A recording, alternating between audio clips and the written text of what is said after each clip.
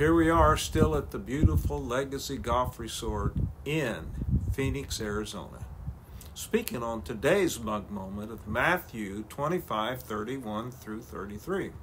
We've been talking about the parable of the 5 talents, and now we're continuing. When the Son of Man comes in his glory and all the angels with him, he will sit on his glorious throne. All the nations will be gathered before him, and he will separate the people one from another as a shepherd separates the sheep from the goats. He will put the sheep on his right and the goats on his left. Some believe that the judgment of the sheep and the goats has already taken place. Others believe it is a judgment coming in the future. Some believe it is a judgment of all those who lived in the time before Christ or the Old Testament period. I believe it is a judgment of those who will and will not participate in the kingdom of Christ.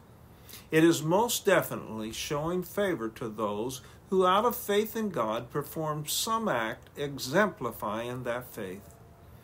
Those who are saved from their sins enter into this kingdom of favor. Jesus is wrapping up his parable on the 2 and 5 talents and moving on to those who will share in his blessed kingdom. We spoke previously about the importance of our public confession of faith. Today, the Lord impressed on me one of the most important part of that public confession. If you are a parent, there is no one more important to you than publicly confessing your faith to, other than your children. It is important that you take your children to church and let them see you stand and sing the songs of Zion. It is important for them to see you living your faith before them. It has been God's plan from the very beginning for parents to pass down their faith in God to their children. There is no one more important in this church's ministry than the children. I've heard different ones make the statement, "What are we going to do with the kids?" Well, you're going to let them watch you worship. You're going to take the opportunity to teach them about Jesus. No one is more important in that church service than your children. This is what we do.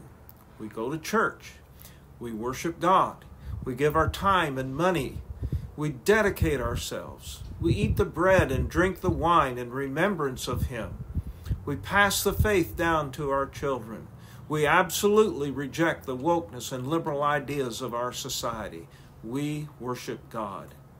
We believe in God's way. We believe in his word. Our children need to see that we believe enough to give. They need to see that we worship. They need to see the examples of our faith. The church is the foundation of the work of Christ's kingdom. It is a part of our lives. I have heard it said in our time that we do not need to go to church to be saved. I beg to differ. Yes, we do. If at all possible, it is a part of our family's life.